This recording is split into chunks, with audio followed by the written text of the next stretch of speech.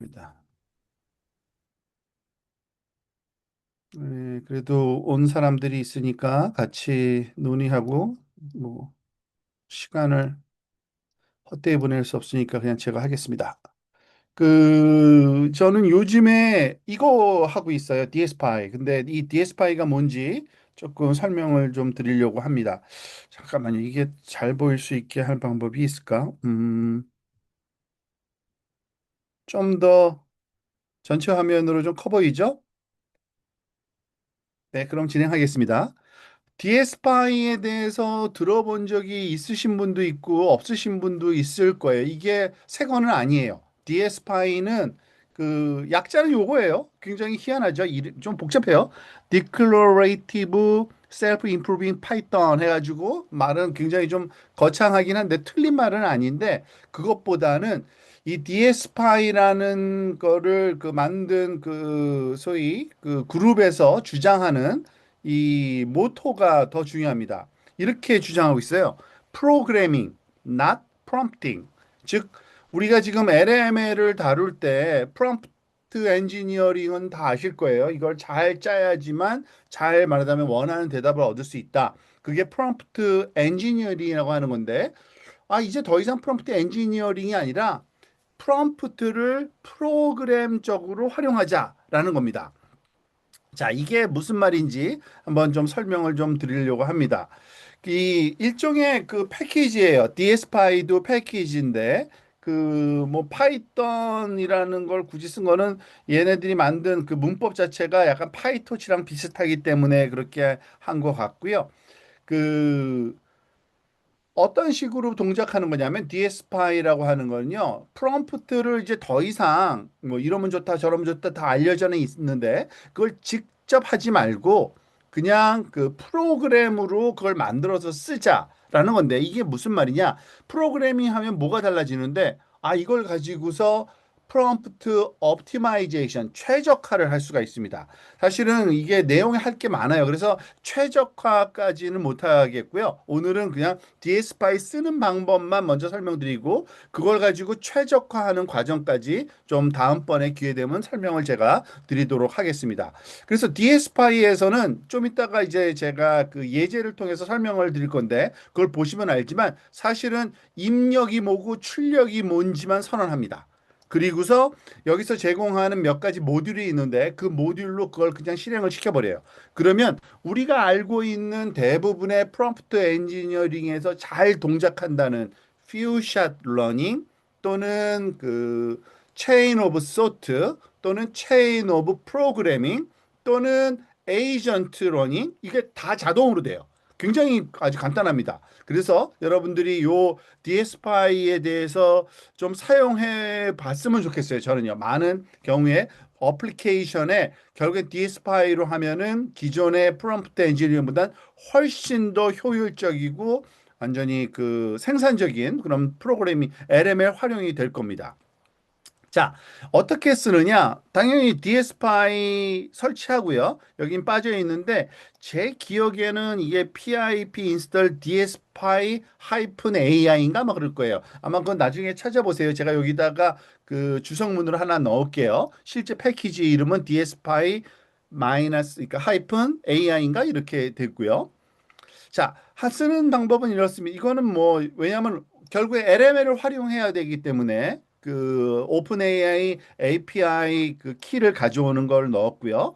DS 파일을 이런 식으로 씁니다. 일단은 사용할 그 랭귀지 그러니까 LML 그 API를 써야 되니까 LML 모델을 선언해야 돼요. 그래서 DSPy LM, 랭귀지 모델이고요. 저는 지금 오픈 AI에서 가장 효율적으로 알려진 GPT-4o 미니를 쓸 겁니다. 그리고 이렇게 된 다음에 이제 DS 파일을 컨피겨링하는 지금 요걸로 요 랭귀지 모델을 쓸 거야라는 거는 그냥 가르쳐 주는 거고요.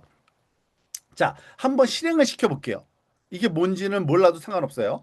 근데 랭귀지 모델이 지금 요거니까 GPT-4 미니니까 메시지에다가 뭐 반드시 이래야 되는 건 아니지만 여기서는 이런 문법을 쓰는 거고 아마 그 랭귀지 모델 API 써본 사람들은 알 겁니다. 다 요거 비슷해요. 롤은 유저고 콘텐트는 say this is a test. 그러면은 이 랭귀지 모델이 당연히 이거는 거의 그 유니버설하게 거의 비슷한 문법이에요. 그 사용자가 이렇게 입력을 하면은 거기에 대한 답변을 주죠. 그래서 이거를 답변을 보니까 This is a test. This is a test라고 말을 하고 있으니까 그걸 하는 거예요. 그 다음에 How can I assist you further? 이거는 GPT-4 미니가 답변을 이렇게 그 시키는 대로 한 다음에 답변하는 거죠. 자, 이건 너무나도 그 스트레이트 포워드합니다. 근데 여기서는 두 가지 용어를 알아야 돼요. DSPi에서는 시그니처라는 게 있고 모듈이라는 게 있어요. 시그니처는 말 그대로 입출력 관계, 그러니까 함수의 그 아규먼트 정의라고 보시면 됩니다. 그러니까 함수 형태로 되어 있거든요. 그래서 함수가 우리 만들면 그 입력 아규먼트 선언을 하잖아요. 그거를 시그니처라고 여기선 부릅니다. 어떻게 돼 있냐? 시그니처가 LML 활용하는 것과 마찬가지이기 때문에 거의 비슷해 이렇게 되고 있어요. input 하이픈 아니, 하이픈 아닙니다. 화살표. 화살표 기호처럼 보이는 이 그 뭐죠? 키보드 말하자면 조합이 있잖아요. 그 하이픈에다가 뭐뭐보다 크거나 뭐뭐보다 크다라는 거 화살표 모양처럼 되잖아요. 하여튼 이런 문법으로 써요. 그리고 아웃풋. 근데 이거 쿼테이션 돼 있죠. 즉 문자열을 이렇게 집어넣습니다. 그런데 이게 무슨 말이냐? 얘가 입력이 될 거고 얘가 아웃풋이 될 거야. 이것만 가르쳐 주는 거예요. 그래서 이게 무슨 말인지 좀 이상하죠? 한번 직접 보면 압니다. 지금 보면은 이런 식으로 선언해요. DSPy 안에 predict라는 모듈이 있어요. 얘가 갖고 있는 모듈이에요. 얘는 예측하기, 입력이 들어오면 출력을 그냥 뱉어주는 모듈이에요. 그런데 얘의 이 출력 관계는 이렇게 할 거야. 요거를 시그니처라고 합니다. 요거를. 그러니까 쿼테이션 안에 퀘스천이 들어갈 거야. 그러면 answer 해. 그러면은 이 DSPy 모듈은 어떤 작업을 하냐면 퀘스천을 주기로 되어 있네. 그래, 오케이. 그게 뭐야? 그럼 Q&A에다가 퀘스천 이퀄 퀘스천을 그냥 문장을 넣습니다.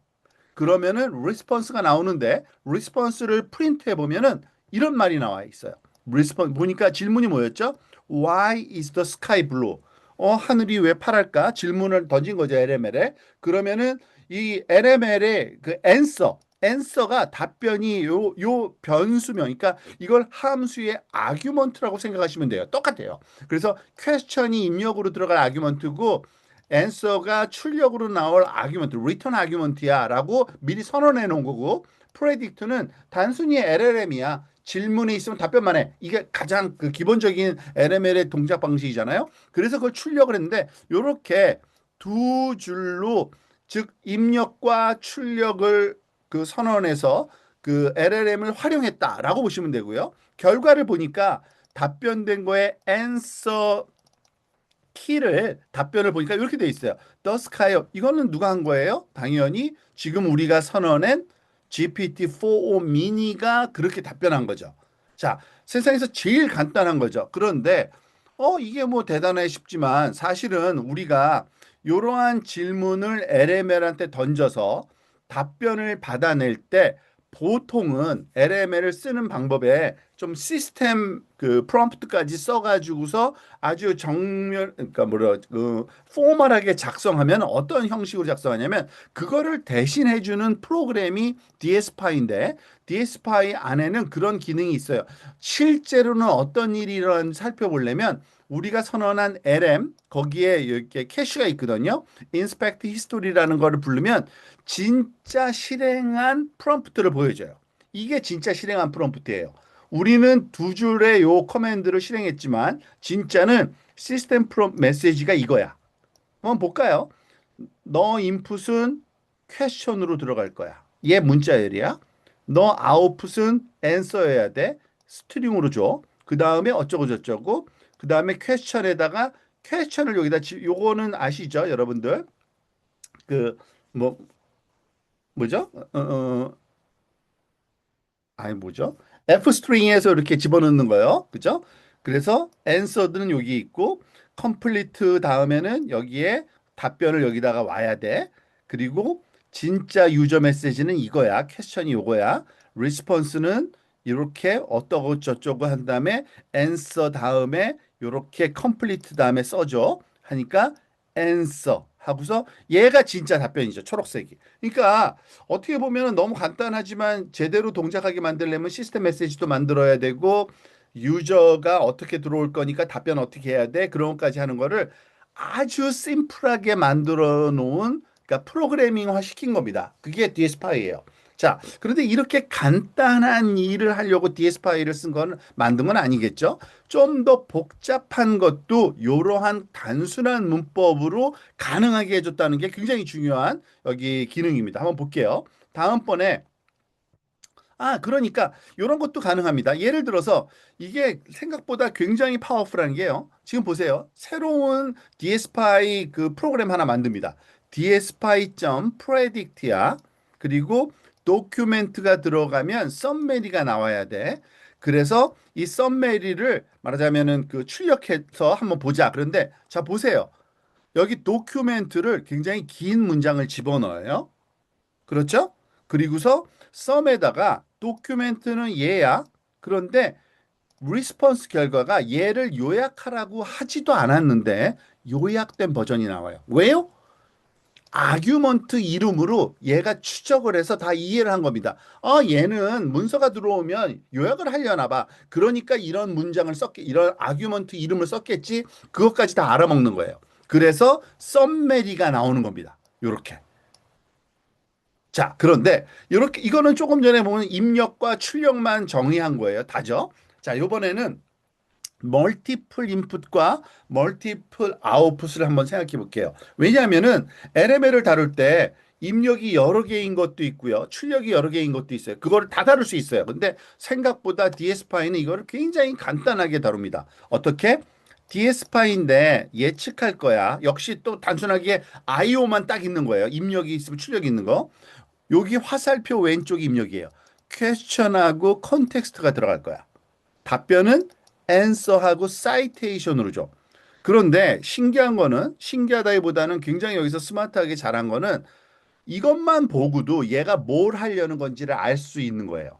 질문과 문맥을 주면 그 질문에 대한 답변을 여기다가 담아주고 그리고 그 말하자면은 어디서 말하자면은 그 참조했는지 사이테이션을 가르쳐 줘라고 답변하고 있죠.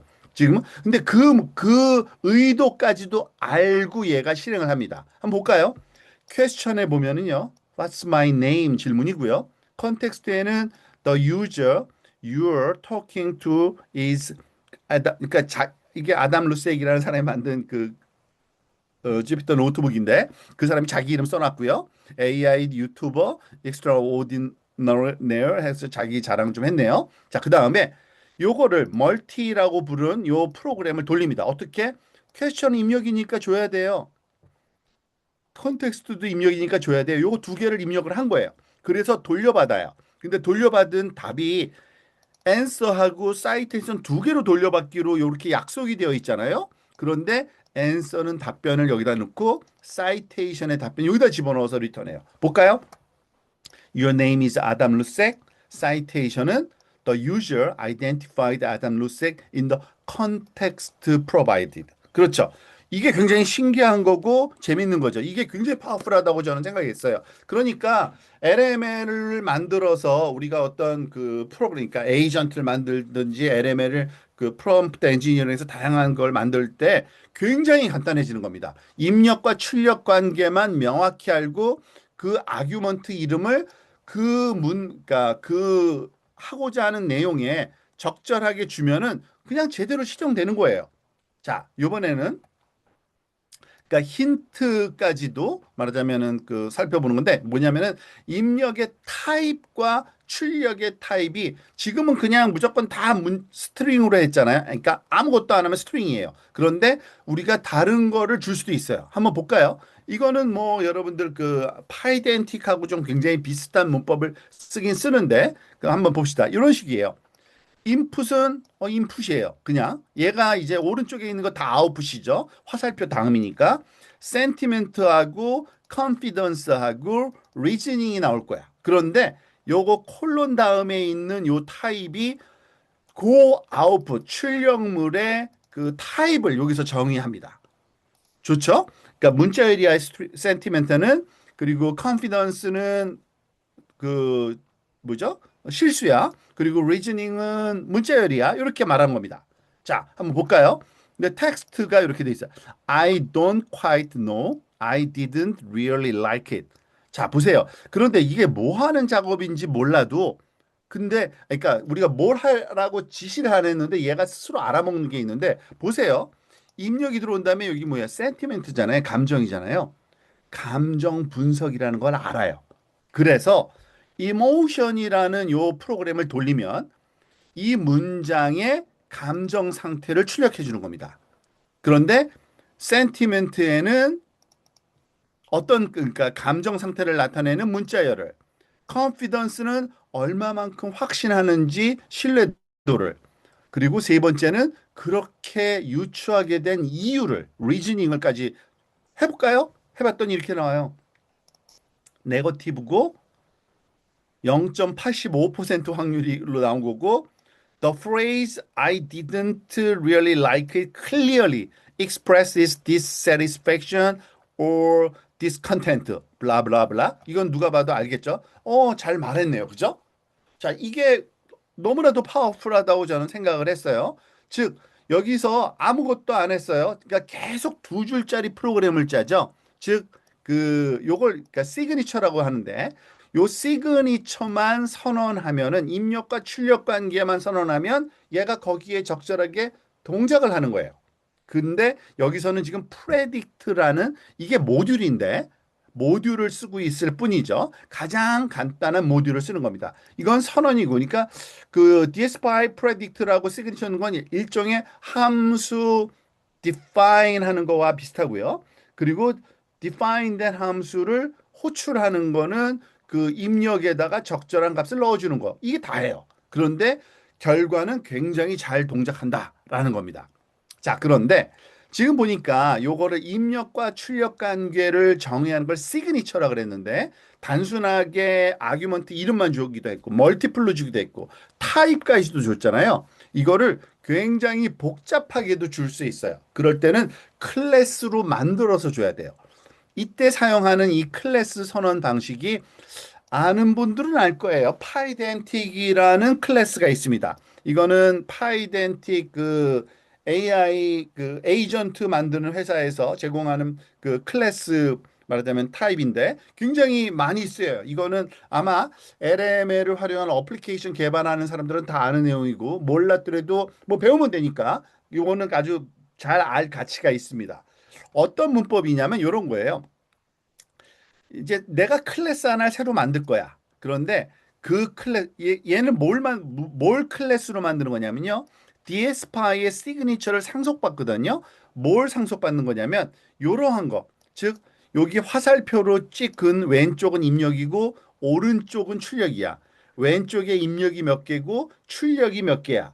각각의 입력은 어떤 포맷이고 어떤 타입이고 각각의 출력은 어떤 타입이어야 돼.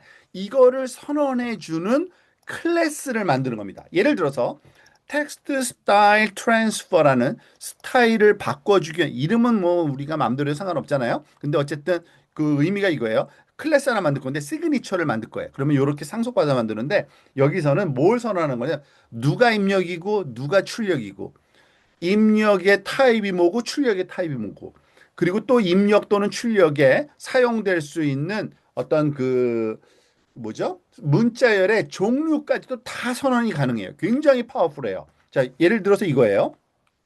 문법은 이렇습니다. 문법은 나중에 차근차근 스스로 한번 터득하시고요.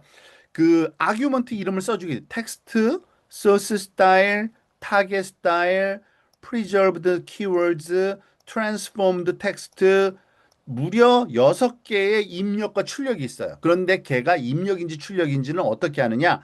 equal 다음에 dspy input field, dspy input field, dspy 얘는 다 입력이라고 선언된 거예요. 그리고 output file, 아니 output field라고 된 건 출력이라고 선언된 거예요. 그런데 그 앞에서 우리가 했던 것처럼 그 타입을 정할 수 있어요. 텍스트 스트링이야. source style은 literal 목록이야, 리스트야. 요거 네 개 중에 하나여야만 돼. 이러는 거예요. 아카데믹이거나 캐주얼이거나 비즈니스거나 포인트 요 네 개 중에 하나만 돼. 이런 거예요. 타겟 스타일도 요것 중에 하나여야만 돼. 그리고 preserved 키워드도 리스트야. 문자열 리스트야. 등등등등등등 이런 거고요. 요것뿐만 아니라 여기 보면 인포 필드, 아웃풋 필드 다음에 괄호 열고 닫고 있죠. 거기에 디스크립션을 써줄 수가 있어요. 이거 아마 어느 거죠? 툴이 도입되기 시작했을 때 우리 에이전트 프로그래밍이 되도록 하기 위해서 오픈 AI도 그렇고 제미나이도 그렇고 이제 툴을 탑재하기 시작했거든요. 그럴 때 그 툴에 대한 설명 쓰는 거랑 똑같은 포맷이에요. 이런 걸 써요. 그거를 모르는 분도 상관없어요. 거기 사용되는 말하자면은 서칭 툴, 뭐 파이썬 뭐 프로그램 실행 툴 이런 것들에다가 걔의 역할까지 정의해 줄 수 있거든요. 그래서 DASC, description 한 다음에 그 설명을 써주면 얘가 무슨 역할을 할 건지를 가르쳐 주는 겁니다. 볼까요? Scores for formality, complexity, emotiveness. 그리고 문자열, float.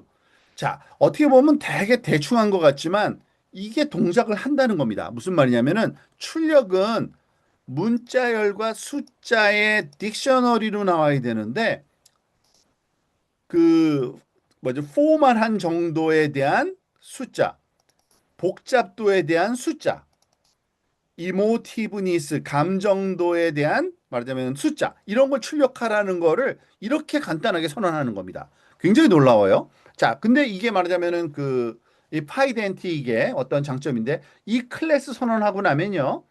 DSPy 프레딕트 한 다음에 요거를 그냥 집어넣어주면 결국엔 이거는 뭘 한 거냐면 텍스트, 소스 스타일, 타겟 스타일, 화살표, preserved 키워드, 트랜스폼 텍스트, 스타일 매트릭 이런 게 다 들어간 거예요. 그거를 한 줄에 못 쓰잖아요. 그죠? 왜냐면 너무 길잖아요. 그래서 이렇게 클래스로 만들어서 이렇게 복잡한 입출력 관계도 이렇게 선언이 가능하다라는 거고요. 스타일 트랜스퍼를 한번 해봅시다. 어떻게 하느냐? 지금 보니까 입력이 3개였잖아요. 그거 다 집어넣어줘야 돼요. 텍스트. This coffee shop makes the best latte ever. 이거 진짜 최고의 라떼를 만드는 커피숍이네. 뭐, their new barista really knows what he's doing with the espresso machine. 에스프레소 뭘 할 줄 아네. 뭐 이렇게 칭찬이에요. 자, 보세요. 텍스트는 텍스트 집어넣고요. 이거. 소스 스타일은 캐주얼이야. 지금 이거는 캐주얼로 되어 있는데 타겟 스타일은 포에틱, 약간 시적으로 해. 자, 그런데 이거를 설명한 적이 없잖아요. 그죠? 그런데 얘는 다 알아먹어요. 이게 DS파이의 장점이에요. 누가 봐도 소스 스타일과 타겟 스타일이니까 얘가 시작점이네.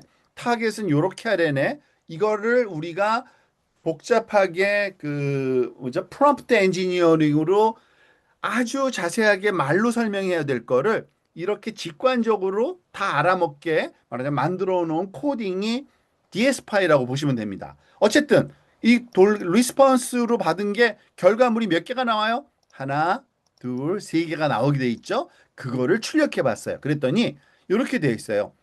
In the heaven of fragrant brew, A sanctuary for souls to meet. 뭐 약간 시적인 거는 같아요. 그죠? 어렵네요. 어쨌든 커피 맛있다, 라떼 맛있다는 거를 시적으로 표현했고 스타일의 멘트 포멀리티는 0.5, 컴플렉시티는 0.75, 이모티브는 0.8 이렇게 했고 가장 중요한 키워드를 얘가 이거 보세요. preserved keyword라는 아웃풋 아규먼트 이름이잖아요. 인자 이름. 그런데 이거 누가 이 의미를 아시죠? 저장된 보존된 키워드. 그죠? 그 뜻대로 답이 나와요. 커피숍 얘가 보존했고 라떼 보존했고 바리스타 보존했고 에스프레소 머신 요 네 개는 그대로 보존했어. 나머지를 스타일을 바꾼 거야.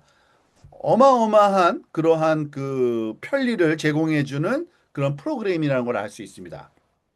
자, 그런데 여기까지는 이제 시작이에요. 뭐냐면은 지금 보면은 predict라는 함수 하나만 갖고 모듈이라고 제가 얘기했죠. 얘는 입력과 출력 관계가 선언되면 그 입력에 그 해당하는 출력을 주는 가장 단순한 형태의 LML 활용이에요. 좀 더 복잡한 활용이 뭐가 있을까요? 여러분이 아시는 다양한, 즉 체인 오브 소트가 있고요. 체인 오브 프로그램이 있고요. 리액트라 그래서 얘는 그 툴 쓰는 그런 거죠. 리즈닝 앤 액션의 합이죠. 아마 다시 설명하기는 좀 복잡하지만 예를 보면서 아 저걸 말하는구나 알 수 있고요. 요거는 뭐 요것들을 좀 컨비네이션을 활용하면 멀티 체인 컴패리슨과 머저리티라는 이러한 그 기능도 있는데 어쨌든 가장 핵심적인 건 요거 네 개입니다. 프레딕트는 입출력 관계, 체인 오브 소트는 리즈닝을 추론을 한 다음에 하는 거, 체인 오브 프로그램은 프로그램을 돌려서 결과에 따른 답변, 리액트는 제공되는 툴을 활용해서 답변을 얻고 그 답변으로부터 새로운 답변을 내는 즉 굉장히 복잡한 프롬프트 엔지니어링 에이전트까지 포함한 프롬프트 엔지니어링을 설명하고 있습니다. 그런데 이 모든 게 다 자동으로 돼요. 어떻게 자동으로 되는지 한번 살펴보도록 하겠습니다. 하나씩. 자, 체인 오브 소트부터 볼게요. 체인 오브 소트는 입력이 들어가면 출력이 나오는 게 아니라 출력 나오기 전에 왜 그런 생각을 했는지, 그런 답변을 했는지 리즈닝 소트를 반드시 하게 돼 있죠. 뭐 이거는 여러분 알 거예요. 그 프롬프트 엔지니어링의 그 시작에서 너무 유명한 거죠. Let's think step by step. 요런 말이 들어있으면 시스템 프롬프트에 얘네들이 그냥 답변을 하지 않고 추론을 해서 하긴다는 걸 알아냈잖아요. 자, 그래서 그거를 여기서 시연을 한 겁니다. 보세요. 아까 DSPy에서 입력이 들어가서 센티멘트, 감정을 그러니까 분류하는 거, 그걸 하는 건데, 요번에는 프레딕트가 아니에요. 체인 오브 소트라는 모듈을 쓰는 겁니다. 그러니까 이 DS파이는 요 두 개만 알면 돼요. 시그니처라는 것과 모듈. 그래서 요 괄호 안에 함수의 아규먼트에 해당되는 거는 시그니처고요. 사용되는 함수 이름은 모듈이에요. 그래서 프레딕트는 심플한 인풋 아웃풋 관계, 체인 오브 소트는 인풋을 아웃풋을 할 때 사이에 리즈닝을 반드시 하라는 게 내부적으로 정의가 되어 있어요. 그래서 쓰는 거는 똑같죠. 시그니처 선언한 다음에 그 함수를 실행시키는 건 똑같아요. 즉, that was phenomenal, but I hate it. 즉, 좀 애매한 문장이 나오네요. 어쨌든 이런 문장인데 이거에 감정 분석을 하라는 거죠. 결과가 어떻게 나오는지 볼까요? 결과를 봤더니 결과는 센티멘트만 출력하게 돼 있잖아요. 사실은요. 그래서 센티멘트를 보면은 믹스드. 이거는 포지티브인지 네거티브인지 모르겠어. 약간 섞여 있네. 맞아요. 그죠? 애매하죠? 이거는 정말 대단한데 그렇지만 난 너무 싫어. 이런 거잖아요. 그죠? 이런 거니까 근데 그러면 리즈닝은 어떻게 됐는지 보고 싶으면은 볼 수 있어요. COT response 여기 결과물에 리즈닝 키를 눌러보면 왜 그렇게 생각했는지 리즈닝 파트가 저장되어 있어요. 그러니까 that was phenomenal, suggest 어쩌고저쩌고 뭐 이건 읽을 필요는 없겠죠. 그러니까 여러분들이 상상해 보세요. 지금 그 체인 오브 소트 상에서 LML이 그 리즈닝을 한 다음에 답변을 냈는데 그 리즈닝에 해당되는 것을 따로 출력을 해주거든요. 사실은요. 그래서 그걸 저장해 놓은 거예요. 자, 그런데 그럼 진짜 도대체 그 LML에서는 어떤 형식으로 돌아갔을까 한번 머릿속에 상상은 되는데 직접 한번 들어가서 진짜는 어떤 일을 했는지 살펴볼게요. 인스펙트 히스토리라는 게 그 캐시된 그 LML을 돌릴 때 동작했던 그 과정을 다 써놓거든요. 한번 볼게요. 인풋은 인풋이야. 아웃풋은 리즈닝하고 센티멘트야. 얘를 내가 포함시킨 적 없어요. 근데 얘가 왜요? 체인 오브 소 모듈을 썼기 때문에 이렇게 선언한 거예요. 그래서 input, reasoning, sentiment, completed 입력이 들어오면 어쩌고저쩌고 해서 이거 다 출력해줘. 그러니까 reasoning 파트 출력하고요. sentiment 파트 출력하고 요거를 보여주고 요거를 보여준 거예요. 생각보다 간단하죠? 자, 그러면 그거는 알겠어요. 체인 오브 소트까지는 많이들 알려져 있어요. 요번에는 프로그램 오브 소트를 한번 돌려볼게요. 프로그램 오브 소트는 뭐냐면 사실은 그 체인 오브 소트에서 좀 더 발전된 단계인데 그 리즈닝, 그러니까 추론만 할 게 아니라 네가 프로그램을 짜서 확인할 수 있으면 프로그램을 짜. 그리고 그걸 실행시켜. 그 결과를 가지고 답변을 해. 이게 바로 프로그램 오브 소트예요. 그래서 항상은 아니고 요게 적용되는 게 있어요. 그러니까 프로그램을 짜서 확인할 수 있는 게 있는데 그러면 프로그램을 짜라. 그리고 프로그램을 실행시켜라. 그 다음에 그걸 가지고 리즈닝을 해서 출력을 하라. 이게 프로그램 오브 소트 알고 그러니까 모듈이에요. 한번 볼까요? 그러면은 그 일단 시그니처를 여기서 선언해 이것도 간단하긴 한데 좀 더 자세하게 하기 위해서 요런 이렇게 그 설명을 그 요 입력은 어떤 형태여야 돼? 요 출력은 어때야 돼? 라고 이 단어 하나만으로는 설명이 불가능한 경우가 있잖아요. 좀 더 장황하게 설명해야 되는 경우 그때는 이렇게 클래스 선언을 하는 겁니다. 그러면은 우리가 하고 싶은 말 다 할 수 있잖아요. 그래서 math analysis라는 시그니처를 만들어요. 어떻게 만들어요? 넘버가 입력이고 required metric도 입력이고 analysis result는 출력이야. 그런데 numbers는 list of numerical value 네가 분석할 숫자들의 목록이야. required metric은 계산할 그 metric 그러니까 지표야. 평균, 분산, 퀀타일 그런 것들이야. Analysis result는 dictionary contained calculated 계산된 매트릭들의 계산된 측정치의 말하자면 딕셔너리야. 그렇게 만들라고 시켰어요. 그러니까 자 보세요. 이거 생각보다 이렇게 어마어마한 일을 스스로 다 한다는 게 너무 간단해요. 프로그램 오브 소트로 돌려요. 메থ드 어널리시스 시그니처 입력 출력 선언했어요. 그러니까 입력 출력 줘야죠. 입력은 숫자니까 목록으로 줬어요. 매트릭은 목록으로 내가 계산할 그 통계학적인 값들이에요. 미인이나 메디언을 줬어요. 그랬더니 결과가 어떻게 나오는지 한번 볼까요? 결과에 여기는 체인 오브 소트는 아니 체인 오브 프로그램은 아까 체인 오브 소트 다음 단계이기 때문에 그러니까 아니 프로그램 오브 소트 제가 말을 잘못해서 미안해요. 체인 오브 소트의 다음 단계가 프로그램이니까 체인 여기에 리즈닝 단계가 포함되어 있어요. 그래서 리즈닝이 들어 있고요. 결과가 이렇게 나왔어요. 민 평균값 3점 얼마, 미디언값 3.1이에요. 이 값들에 이거 어떻게 했지? 역시 인스펙트 히스토리 똑같아요. 캐시 보면은 얘가 프로그램을 짜요. 어디 있죠? 잠깐만요.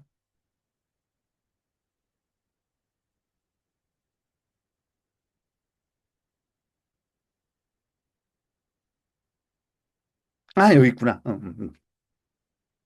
프로그램을 짜서 파이썬으로 프로그램 짭니다. 그래서 프로그램을 실행시켜요. 그래서 그 결과를 출력하는 거예요. 그랬더니 평균값과 미디언 값을 이러한 리즈닝을 거쳐서 출력했는데 맞아요. 나중에 한번 확인해 보세요. 정말 여기까지만 해도 대단한데 하나 한 단계 더 나갑니다. 리액트 모듈도 제공해요. 리액트 모듈은 뭐냐면 우리가 보통 그 지금 프로그램은 그 LML이 프로그래밍을 할 수 있기 때문에 그걸 쓴 거고요. 프로그래밍으로 해결할 수 없는 어떤 정보 취득 방법이 툴이라는 건데 보통 우리가 그러니까 검색 툴 또는 어떤 외부의 리소스를 활용하는 그러한 그 방법론을 툴이라고 하잖아요. 그래서 입력하고 툴을 주면서 이 리액트 그 모듈을 활성화시킬 수가 있어요. 그러면 얘가 어떻게 하느냐?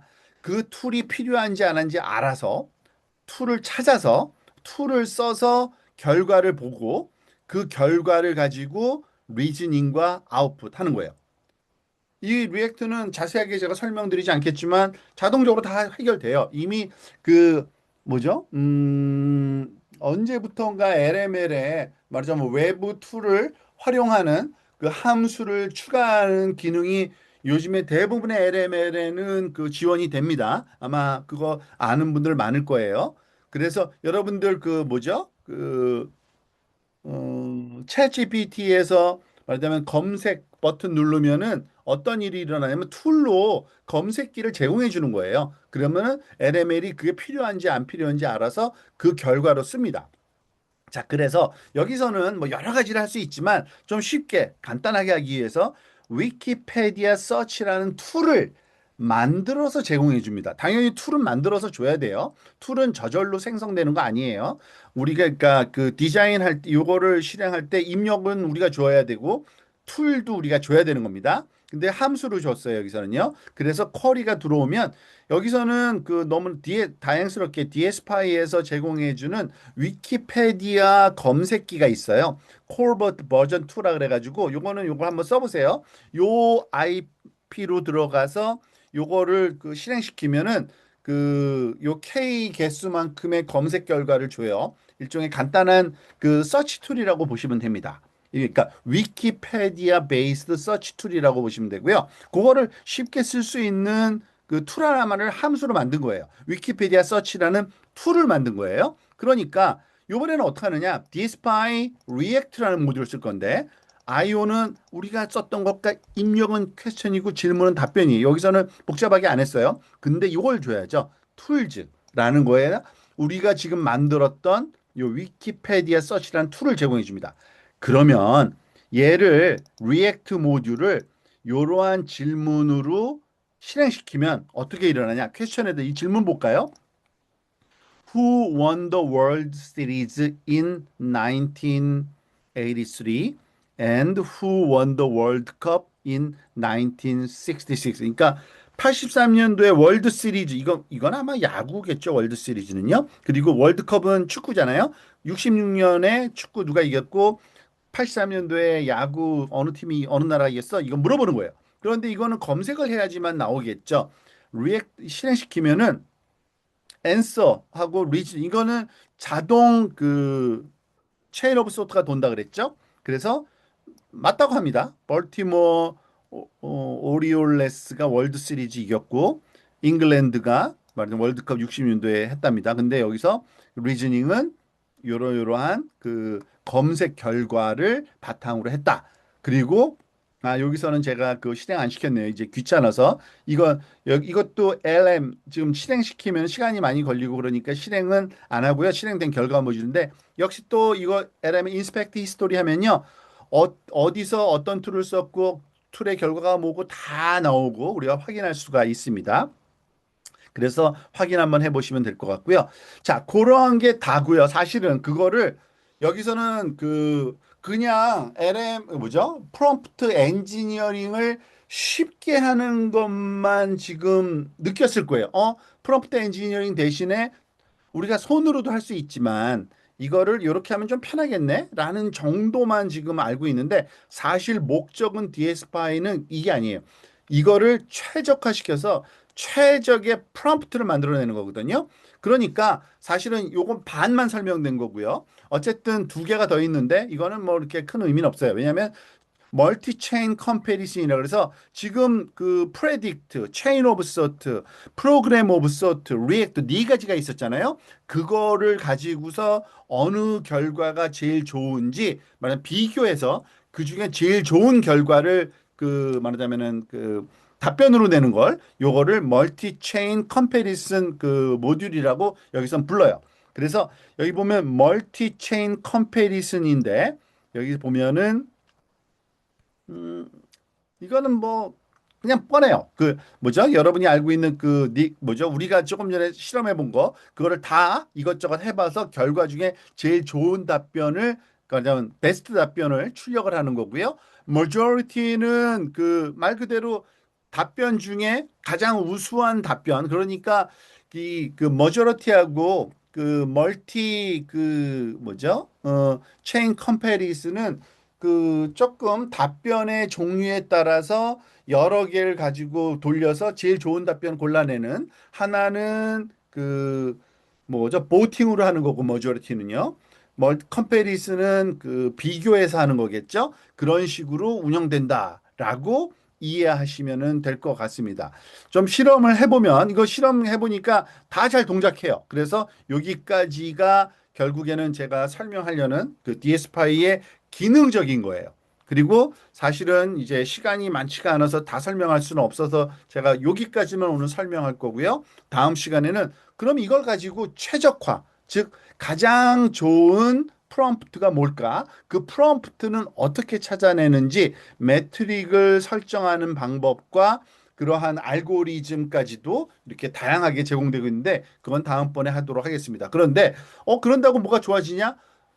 최근에 나온 논문 중에 게파라는 논문이 있는데 그 논문에 의하면 reinforcement 그 러닝 즉 강화 학습보다 월등히 좋다는 게 알려져 있어요.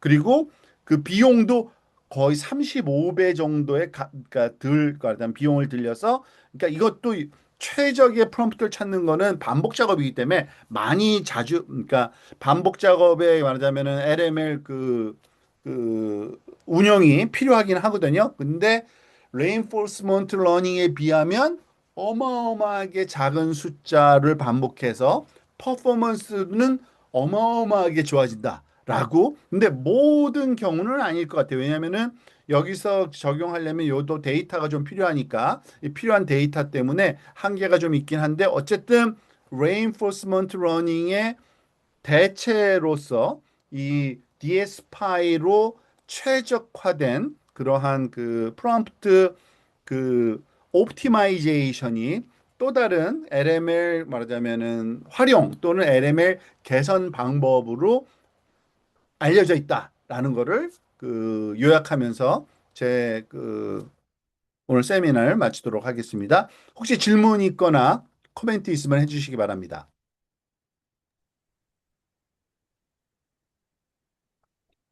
네, 발표 잘 들었습니다. 네. 지진 교수님 제 목소리 들리나요? 네네, 들립니다. 아, 예, 발표 잘 들었고요.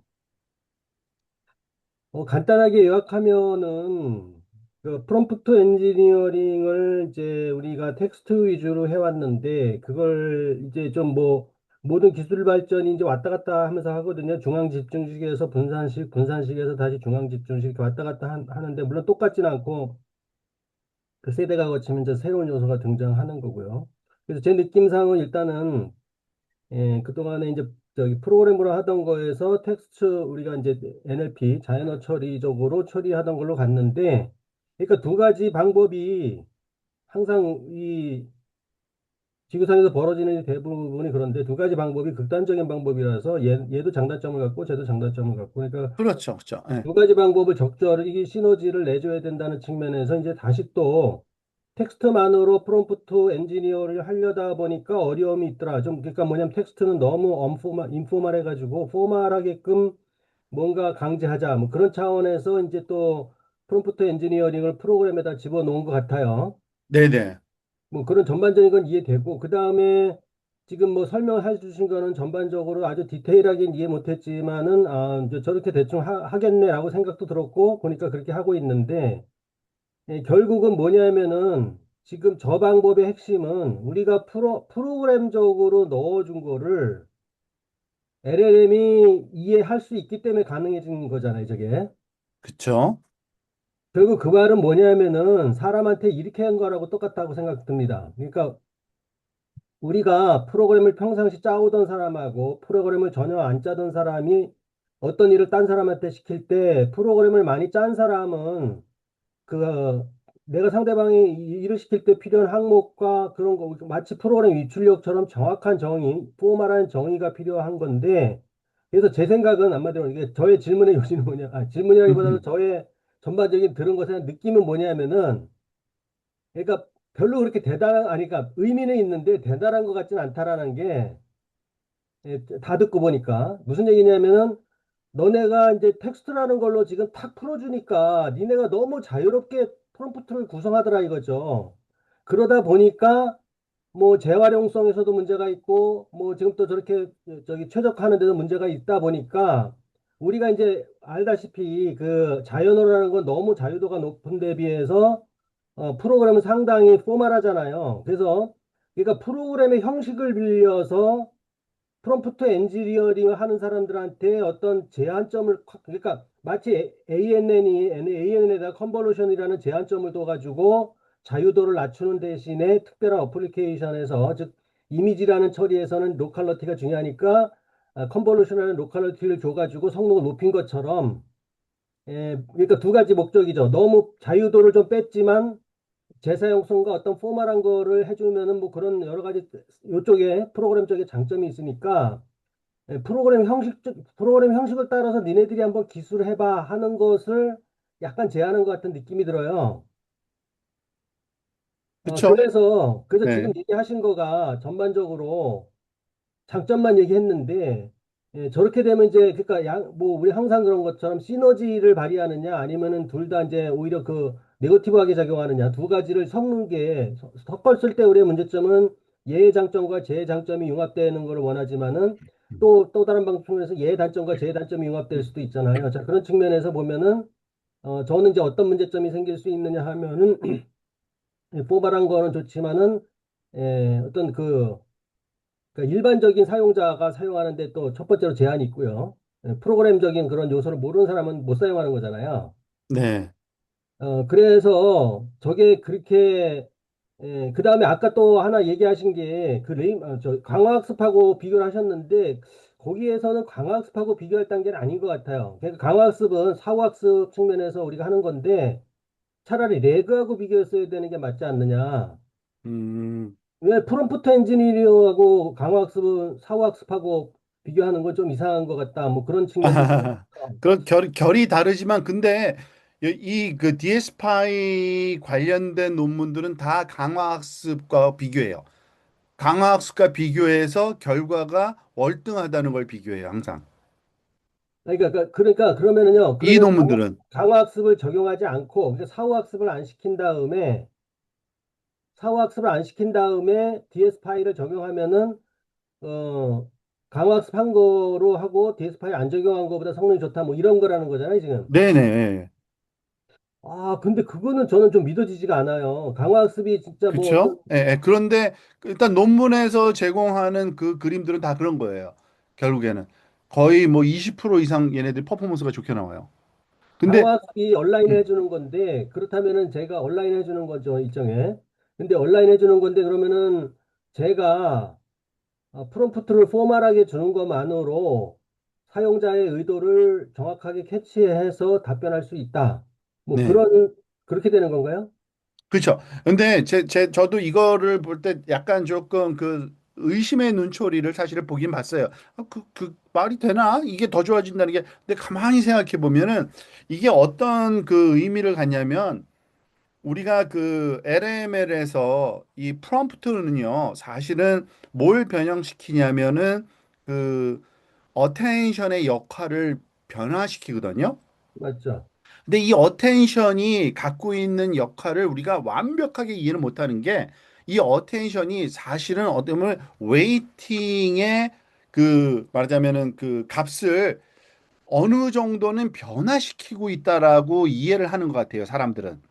웨이팅 값의 변화. 그러니까 약간 웨이팅 자체를 변화시키는 게 아니라 웨이팅과 곱해지는 값을 변화시키면 결국에는 웨이팅의 변화를 직접 해준 것과 유사한 효과를 조금 다른 방식으로도 할 수 있는 거잖아요. 결국에는 웨이팅에 곱해지는 값이 어떤 파라미터면 웨이팅이 말하자면 작아져야 되면 알아서 곱해지는 값이 작은 거라고 그런 맥락에서 살펴보면 여기서 주장하는 것들은 대부분이 이 DS파이 관련된 논문에서 주장하는 거는 심지어는 여기서는 그런 말도 많이 써요. 그 뭐죠? 그 피드백 디센던트 또는 그 무슨 뭐죠? 프롬프트 디센 무슨 디센던트 그러니까 정말 그 그레디언트 디센트랑 똑같지는 않지만 그 파라메타를 가지고서 움직이는 그 방법론이 결국에는 그 그라디언트 방향, 그러니까 그라디언트가 우리가 생각하는 여기서 말하는 거랑은 다르지만 우리가 찾고자 하는 그 지역의 그라디언트의 위치를 디렉션을 가르쳐주고 있는 거다라는 논문의 그런 말들이 여기저기서 나오거든요. 저도 그것까지 동의합니다. 네. 그래서 사실은 우리가 그렇게 이렇게 가볍게 봐야 될 그런 것 같진 않고, 왜냐하면은 대형 모델들의 우리가 그 뭐죠? 그 추가 학습하는 거, 그 뭐죠? 강화 학습, GRPR인가, GRPO인가 뭐 이런 거요. 그런 그룹 말하자면 뭐죠? 프록시 옵티마이제이션 이런 거를 할 방법이 없잖아요, 우리는. 그렇지만은 이거는 얼마든지 할 수 있는 거거든요. 요거는요. 그래서 그 모델이 공개됐든 안 됐든 상관없거든요. 그래서 이거는 모든 그 LML 사이즈에 적용이 가능한, 또는 그 굳이 우리가 레인포스먼트 러닝을 하지 않더라도 퍼포먼스를 더 높이고 싶을 때, 그 특히 그 뭐죠? 오픈 소스 LML에 굉장히 적합한 방법론이겠다라고 생각이 들더라고요. 그래서 이 나름대로의 활용할 수 있는 그러한 그 소위 분야나 응용이 분명히 있을 것 같고, 생각보다 일단 잘 된다고 하니까 거기 주장에 의하면 한번 좀 살펴볼 필요가 있지 않나. 그리고 응용 프로그램을 개발하는 데 있어서 굳이 최신 모델을 쓸 게 아니라 이런 작은 모델 로컬라이즈된 이러한 그 LML을 써서 우리가 오픈 소스로도 퍼포먼스를 더 높일 수 있다면, 이런 그 응용 프로그램 만드는데 이 기술을 활용하면 좋겠다라는 생각이 좀 들더라고요, 저는요.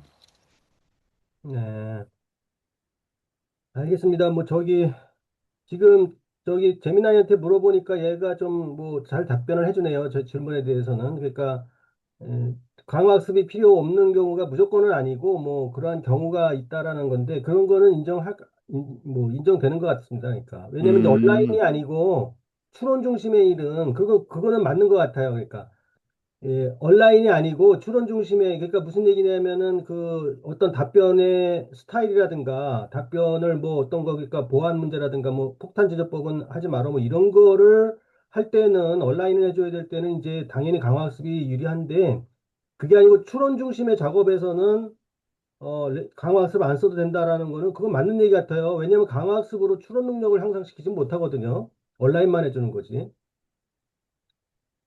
그래서 어쨌든 맞아요. 네. 재미나이한테 지금 물어보니까 무조건 레인포스 강화학습을 사후학습을 쓰지 않고 이것만 써도 되느냐 물어봤더니 이제 그렇게 대답하네요. 근데 그거는 이해가 돼요. 그럴 것 같아요.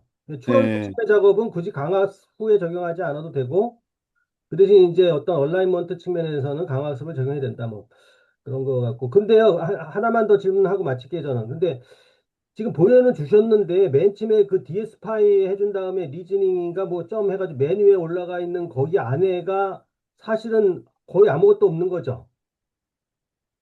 입출력만 규정, 아무것도 없다는 게. 입출력만 규정해 준 거잖아요. 네. 그러니까 예를 들어서 체인 오브 소트 모듈을 쓰고 싶다. 입력과 출력만 선언하면은 체인 오브 소트 형태의 입출력 관계로 얘가 네. 답변을 생성하는 거죠. 거기 체인 오브 소트는 이제 내부적으로 구현했을 거고요. 그거 말고 더 그렇죠. 위에요. 더 위에. 체인 네. 오브 소트가 아니고 맨 위에 있는 거 있잖아요. 맨 최, 제 프레딕트 같은 경우에는 프리딕트. 그냥 입출력 관계에 맞춰서 그냥 답변하는 거죠. 그러니까 주어진 게 저 안에 뭐 또 다른 시스템 프롬프트나 이런 게 많이 없는 거 그런 거 아닌 거죠. 생각보다 별로 많지는 않아요. 그 대신 체계적으로 반드시 있어야 될 말을 반드시 잘 명확하게 쓴다는 거죠. 그러니까 이 사람들이 시스템 프롬프트도 오픈한 거예요? 그럼요. 오픈 소스니까요. 예. 그리고 볼 수 있어요. 아예. 아까 그 보여드린 게 그거예요, 다. 실제로 캐시된 게 뭐냐면은 실제로 돌아간 프롬프트는 이거다라고 다 보여줘요. 예, 알겠습니다. 거기서 어떻든 좀 뭔가 역할을 하는 것 같네요. 그 시스템 프롬프트에서. 그렇죠. 근데 지금 아까도 사실은 그 시간이 없어서 많이 못해서 그 어쩔 수 없이 여기서 끊었는데, 이건 이제 프로그래밍적으로 그 입출력 관계를 선언한 것뿐이고요. 이거를 수십 번, 수백 번 돌려서 가장 적합한 프롬프트를 찾아내요. 그게 아, 강력한 거죠. 스스로 그렇죠. 내부적으로. 예, 그렇죠. 그거는 사용자가 하는 게 아니라 그냥 그 뭐죠? 그걸 그 옵티마이제이션 시키라 그러면은 최적화 시켜버립니다. 그게 사실은 중요한 기술이네요, 아, 그러면은. 그렇죠. 이거는 그러한 작업을 하기 위한 함수 정의가 필요하기 때문에 함수 정의를 설명한 거예요, 사실은. 이 그, 함수가 그러니까 얘가 엔진이에요. 그리고 얘 엔진을 최적화시키는 거죠. 그러니까 우리가 그거랑 똑같은 것 같아요. 사실은 그 LML을 만들 때 뉴럴 네트워크 만들어서 웨이팅을 조절해서 최적화시키잖아요. 얘는 프로그램을 만들어서 그 프로그램 안에 들어있는 프롬프트를 최적화시키는 겁니다. 그걸 비슷한 개념이에요. 어떻게 최적화시키는지는 오늘 설명 안 하신 거죠? 네, 그쵸. 근데 그것도 말하자면 굉장히 원론적이에요. 근데 그 굉장히 그 생각보다 저렇게 간단해? 그런 거예요. 그러니까 어떤 값이 있으면 그 값이 작아지도록 프롬프트를 바꾸는 거예요. 그게 다예요. 음. 예, 알겠습니다. 감사합니다. 네. 혹시 왕혜영 학생은 뭐 질문 없어요? 오랜만은 아니고 들어왔네요. 그래도 모처럼. 네. 그러면은 매번 실행할 이제 저 입력 출력을 규정하고 출력을 이제 얻을 때마다 결과물이 무조건 같을 수 있나요? 아니면은 자, 지금 문제는 뭐냐면 지금 설명한 거는 프롬프트 엔지니어링을 귀찮으니까 프로그램으로 짜서 대신 프롬프트를 만들어 준 것뿐이에요. 그래서 그 프롬프트가 들어가면 당연히 결과는 항상 똑같이 나와야겠죠. 그 음, 템퍼리처가 그 높지만 않으면. 네. 근데 그러니까 직접 한번 이제 해보면 알지만 그 어떠한 그 내 목적이 있는데 이 LM을 사용하는 프롬프트를 작성한 다음에 원하는 대로 잘 안 나올 때가 있어요. 그럴 때는 그럼 어떡하지? 체인 오브 서트를 써야지. 아니야. 이거 프로그램 써야 되나? 프로그램 오브 서트 써야지. 리액트 써야지. 이런 식으로 귀찮거든요. 근데 그거를 얘네들이 자동으로 해주는 겁니다. 그냥 모듈만 바꾸면. 근데 그거 갖고도 안 돼요. 왜냐하면은 프롬프트가 적절하지가 않았기 때문에 안 되는 거예요. 근데 그거를 최적화해주는 그 모듈이 이 안에 또 들어있어요. 그건 나중에 제가 설명을 드리려는 겁니다. 아, 네, 알겠습니다. 관심이 있으면 요거 한번 직접 해봐도 좋아요. 게파라는 거. 게파가 가장 그 최근 거예요. 이 DS 파일을 써서 가장 좋은 퍼포먼스를 낸 걸로 알려진 그게 있거든요. 그래서 그거를 한번 공부해봐도 좋을 것 같습니다. 만약 관심 있으면. 네, 알겠습니다. 감사합니다. 네, 그러면은 오늘은 여기까지 하겠습니다. 감사합니다. 네, 감사합니다. 네.